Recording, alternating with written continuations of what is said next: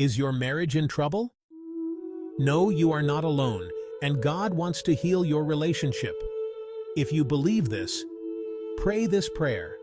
Father, I ask you to heal my marriage. Holy Spirit, help me to forgive. Root out all bitterness, resentment, or unforgiveness that has taken root. Breathe new life into our relationship. Help us to see each other through your eyes. Father, tear down every stronghold coming against us. Restore joy and intimacy where it has been lost, and renew our love for one another. Thank you for healing and restoring my marriage in the name of Jesus. Amen. We at Streams in the Desert stand with you for the healing of your marriage.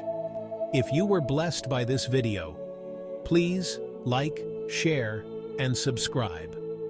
God bless you.